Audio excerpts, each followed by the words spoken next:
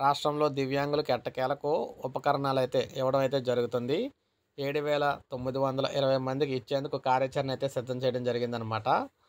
రాష్ట్రంలోని అర్హులైన దివ్యాంగులకు త్వరలో ఉపకరణాలైతే పంపిణీ చేసేందుకు ప్రభుత్వం సిద్ధమవుతుంది.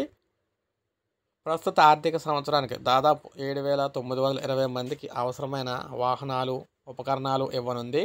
ఇప్పటికే దరఖాస్తులు స్వీకరిస్తున్న ప్రభుత్వం ఈ నెల 18వ తేదీన చివరి తేదీగా స్పష్టమే చేసిందనమాట దరఖాస్తు చేసుకోవడానికి.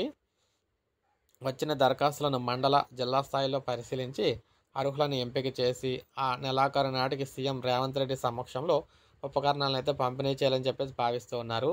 ప్రస్తుత ఆర్థిక సంవత్సరంలో విద్యార్థులకు మేలు జరిగేలా మోటారు వాహనాలతో పాటు అధిక సంఖ్యలో ల్యాప్టాప్లు, ట్యాబ్లను పంపిణీ చేయాలని చెప్పి నిర్ణయించారు. దివ్యాంగులకు ఉపకరణాల పంపిణీలో 40% పైగా వైకల్యం ఉన్నవారిని అయితే ప్రభుత్వం అర్హులుగా ప్రకటించిందనమాట. 40% నుంచి పట్టుకొని పైన ఉన్న వారందరూ కూడా వీటికైతే దరఖాస్తు అయితే చేసుకోవచ్చు. వీరందరికీ కూడా ఇంకా 18 వరకు అవకాశం అయితే ఉంది. సో దివ్యాంగుల సంక్షేమ శాఖకు సంబంధించి ప్రతి జిల్లాలో కార్యాలయం అయితే ఉంటుందన్నమాట. అక్కడ దాకా మీరు వెళ్ళక్కర్లేదు. మీ సేవలోనే మీరైతే దరఖాస్తు అయితే చేసుకోవచ్చు. సో ఇది మనకు అప్డేట్. ఒక లైక్ చేయండి, సబ్స్క్రైబ్ చేసుకోండి. మన ఛానల్ సబ్స్క్రైబ్ చేసుకోండి.